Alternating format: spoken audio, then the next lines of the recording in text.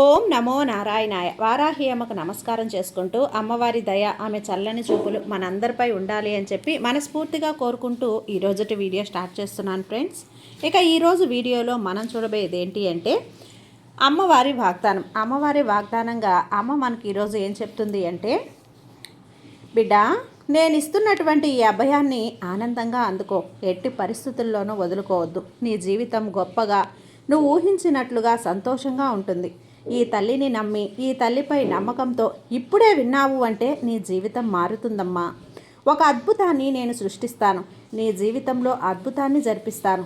ఏమాత్రం కూడా ఇది వదులుకోవద్దు. ఈ నా మాటలు కేవలం నీ కోసమే. ఈ వారాహి అమ్మ అందిస్తున్న అభయాన్ని అందుకుంటావు కదూ. ఈ వారాహి అమ్మ అభయహస్తంను తాకావు కదా. ఇక నా వాకులని జాగ్రత్తగా విను. నీ జీవితం మారుతుంది. ఈరోజు ఈ నా అభయహస్తాన్ని నీకు ఇచ్చాను. నా అభయహస్తాన్ని తాకిన నువ్వు నా ఆశీర్వాదాన్ని కూడా అందుకుంటావు బిడ్డ అని చెప్పి వారాహి అమ్మ మన కోసమైతే ఈరోజు ఒక మంచి తన వాగ్దానాన్ని అయితే మనకు అందించబోతున్నారండి. ఆ వాగ్దానం వినే ముందుగా ఒక్కసారి మొదటగా మన వీడియోని చూస్తున్నట్లయితే ప్లీజ్ సబ్స్క్రైబ్ చేసుకోండి ఫ్రెండ్స్. వీడియో నచ్చితే కనుక లైక్ చేసి కొంచెం సపోర్ట్ ఇవ్వండి. జ్యోతిష్యంలో గొప్ప అనుభవం కలిగినటువంటి గురూజీ సుబ్రహ్మణ్యం రాజు గారు శ్రీ వారాహి అమ్మవారి ఆశీస్సులతో జ్యోతిష్యం చెప్తున్నారు. ఈ గురువుగారు చెప్పింది చెప్పినట్లుగా జరుగుతుందండి. Contact number 7075662225. భార్యాభర్తల మధ్య గొడవలు, విదేశీ ప్రయాణం ఆలస్యం అవటం, ప్రేమ, పెళ్లి, సంతానం లేకపోవటం, కోర్టు సమస్యలు, గృహము మరియు కుటుంబ సమస్యలు, ధనం నిలకడగా లేకపోవటం, నమ్మిన వ్యక్తి మోసం చేయటం, స్త్రీలకు పురుషులకు సంబంధించిన గుప్త సమస్యలు ఎటువంటివైనా రోజుల్లో పరిష్కారం చేయబడును. మీరు ఎంతోమంది దగ్గర జ్యోతిష్యం మరియు పరిష్కారాలు చేయించుకొని నిరాశ చెంది ఉన్నట్లయితే ఒక్కసారి ఆదికొండ దేవతలైన కోయరాజు గారికి కాల్ చేయండి. కోయ గురూజీ గారు కొండదేవత పూజారి సుబ్రహ్మణ్యం రాజు గారు. Contact number 7075662225. మా జీవితంలో కూడా ఎన్నో మార్పులు జరిగాయండి. కాబట్టే నమ్మకంగా చెప్తున్నాను. జై వారాహి అమ్మ. ఇక వీడియోలోకి వచ్చేస్తే, బిడ్డ, నా అభయాన్ని తాకిన నువ్వు నా ఆశీర్వాదాన్ని అందుకుంటావమ్మా. ఎన్నో రోజుల నీ కోరిక తీరుతుంది. నువ్వు నా కోసం రాలేకపోతున్నావు కదా. అందుకే స్వయంగా నా బిడ్డల కోసం నేనే వస్తున్నాను. నేనే నా స్థానం నుంచి దిగి వస్తున్నాను తల్లి నీ ఇంటికి. ఇక నీ జీవితం అంతా ఆనందంగా, ప్రశాంతంగా, ఎలాంటి సమస్యలే లేకుండా, కన్నీళ్లు లేకుండా హాయిగా జీవిస్తావమ్మా. నువ్వు ఎప్పటి నుంచో నా దగ్గర అడుగుతున్నది నీకు నేను స్వయంగా అందించబోతున్నాను. నువ్వు అందుకుంటావు కదా. ఇక నువ్వు ఆనందంగా స్వీకరించు. ఈ క్షణమే నా అభయాన్ని తాకు. మరు క్షణంలో నీకు కలగబోయే అదృష్టం నువ్వే చూసి ఆశ్చర్యపోతావు. అలాగే ఈ వారాహి అమ్మకు ధన్యవాదాలు కూడా చెబుతావు. ఈ వారాహి అమ్మ అభయహస్తం నీకు తోడుండగా ఏదీ నీకు అవసరం లేదు బిడ్డ. నీ వాకిట ముందు ఆనంద వర్షాన్ని కురిపించబోతున్నాను. ఈ వర్షం అలా వచ్చి ఇలా వెళ్ళిపోదు తల్లి. కుండపోతలా నీకు ఆనందాన్ని ఇస్తుంది. నువ్వు ఇక చాలు తల్లి అనే అంతవరకు కూడా ఆ వర్షాన్ని నేను నీకు కురిపించబోతున్నాను తల్లి. అది అవకాశాలుగా అయినా, డబ్బుగా అయినా, సంతోషంగా అయినా, ఎలా అయినా సరే అందిస్తాను. ఎన్ని కష్టాలు వచ్చినా సరే, బాధలు నిన్ను చుట్టుముట్టినా సరే, ఎంతమంది నిన్ను అవమానించినా, హేళన చేసినా, నువ్వు పూర్తిగా ఈ వారాహి అమ్మపై నమ్మకంతో ఉన్నావు. ఏమాత్రం నమ్మకాన్ని కోల్పోలేదు. అందుకే ఈ వారాహి అమ్మ నీ కోసం అభయహస్తం తెచ్చాను. ఎన్ని సమస్యలున్నా సరే అన్నింటినీ నాకు అప్పగించు. నేను చూసుకుంటాను. కేవలం నీకు కావలసిందల్లా ఒక్కొక్కటిగా నీకు అందిస్తాను. ధైర్యంగా ఉండు. నీ ప్రయత్నం నువ్వు చేయి. అన్ని విధాలుగా నేను చూసుకుంటాను బిడ్డ. అసలు నువ్వు ప్రయత్నం చేయకుండా అది రాలేదు, ఇది రాలేదు అంటే ఎలా చెప్పు. జాగ్రత్తగా నీ లక్ష్యంపై దృష్టి పెట్టి కష్టమైనా సరే నవ్వుతూ ఇష్టంగా చేయి. వెంటనే నీ ఆశలన్నీ కూడా ఒకటి తర్వాత మరొకటి జరిగేలా చేస్తాను. నీ మనసులో ఉన్నది ఈ వారాహి అమ్మ నెరవేర్చకుండా ఉంటానా చెప్పు.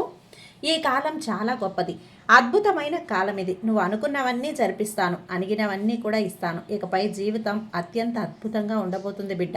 ఆనందంగా ఉండబోతుంది. సంతోషంగా జీవిస్తావు. ఒక్కసారి ఈ అమ్మ చూస్తుందా లేదా అని బాధపడుతూ ఆలోచిస్తున్నావు కదా. ఆ అనుమానం నీకొద్దమ్మా. నీ జీవితాన్ని నువ్వు మునపటిలా కష్టాలతో, సమస్యలతో ఆలోచించకుండా కాస్త మార్చి జీవించు. అన్ని ఆలోచనలు పక్కన పెట్టు. జీవితం తప్పకుండా మారుతుంది. నీ కష్టాలను కాస్త మార్చి చూడు. వేరే కోణంలో, వేరే దారిలో నీ ప్రయాణాన్ని కొనసాగించు. అది కూడా న్యాయమైన దారి అయి ఉండాలి. న్యాయంగా ఉంటే మాత్రమే నీకు ఈ వారాహి అమ్మ అనుగ్రహిస్తాను, ఆశీర్వాదాన్ని ఇస్తాను. అన్యాయాన్ని ఎప్పుడూ కూడా నేను సహించను బిడ్డ. తెలుసు కదా. నా అభయం నీకు ఇచ్చాను అంటే నీ మంచి మనసు, న్యాయమైన గుణం మాత్రమే, నీ మంచి హృదయం మాత్రమే దానికి కారణం అని తెలుసుకో. అందుకే ఆ మంచి న్యాయాన్ని, నీతిని ఎప్పటికీ వదులుకోకు. న్యాయం ఇప్పుడు కఠినంగా ఉన్నా సరే రేపు ఆనందాన్ని ఇచ్చేది ధర్మమే అని గుర్తుపెట్టుకో. అన్యాయంగా ఉండేవాళ్ళు ఇప్పుడు తాత్కాలికంగా సంతోషంగా ఉండొచ్చు, కానీ నువ్వు చెడుదారిలో మాత్రం వెళ్ళకు, అడ్డదారులు అస్సలు వెళ్ళకు. ఏది ఏమైనా సరే మంచి దారిలోనే నడువు, మంచినే తలుస్తూ ఉండు. ఈ దుర్గమ్మ నీకు మంచి జరిగేలా చేస్తాను. ఇక అప్పుడు నీ జీవితం ఆనందంగా ఉంటుంది. కష్టం రాగానే ఏడుస్తూ కూర్చోకుండా ధైర్యంగా ఎదిరించి నిలబడు.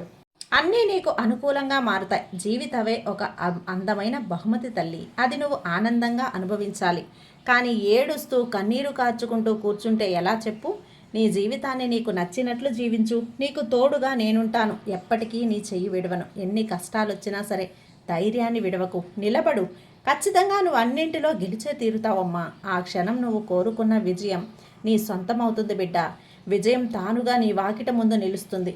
నేను చెప్తున్నాను కదా, ఈ దుర్గమ్మ చెప్పింది జరగకుండా ఎక్కడికి పోతుంది చెప్పు? నీకు కావలసింది విని అది జరుగుతుంది అని నమ్ము. నువ్వు చేయాల్సిన ప్రయత్నం నువ్వు చెయ్యి. ఇలా చూడు, ప్రయత్నం లేకుండా ఏదీ రాదు. ఫలితం అనేది అస్సలు ఆశించకు, ప్రయత్నం ఉండాలి, ఫలితం తప్పకుండా వస్తుంది. ఇక భయపడుతున్నావు కదా, అన్నీ వదిలేసేయి. ఈ భయాన్ని వదులు, ముందుకు వెళ్ళు. ఏ అడ్డంకులు తొలగిస్తాను, అన్నింటినీ మారుస్తాను. నీ సమస్యల్ని వదిలేసి జీవితాన్ని హాయిగా జీవించు. అలా కాకుండా లేనిపోని సమస్యలు నెత్తిన పెట్టుకొని లేనిపోని కష్టాలను తెచ్చుకుంటే నీకు న్యాయం ఎలా జరుగుతుంది చెప్పు? ఇలా చేయటం నీకు న్యాయమేనా? ఈ అమ్మని నువ్వు అడిగేటువంటి ప్రశ్నలన్నింటికీ సమాధానం నా దగ్గర ఉంది. అన్నీ మనసులో పెట్టుకొని ఎందుకు వేదన పడతావు? ఇవన్నీ నీకు అవసరమా చెప్పు?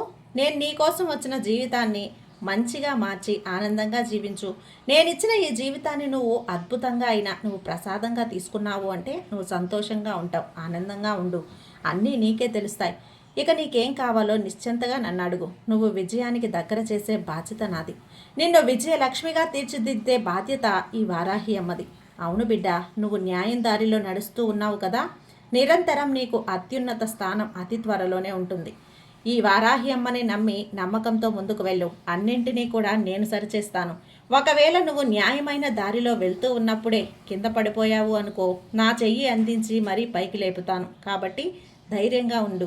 ముందడుగు వేయాల్సిన అవసరం ఏమాత్రమూ లేదు. నాపై పూర్తి విశ్వాసం, అనుగ్రహం నీకు ఎప్పుడూ ఉంటాయి. నీకు పుష్పలంగా నేను అందిస్తాను. ఇక ధైర్యంగా నిశ్చింతగా ఉండు బిడ్డ. ఈ వారాహి అమ్మ నీకు అండగా ఉందిగా, దిగులెందుకు చెప్పు? బాధపడడం మానేసే. కింద పడిపోకుండా నేను నిన్ను రక్షించుకుంటూ ఉంటాను. ఒకవేళ నువ్వు పడినా వెంటనే లేపుతాను. ఇంతలా చెబుతున్నాను సరే, ఇక ఆలోచన ఎందుకు చెప్పు?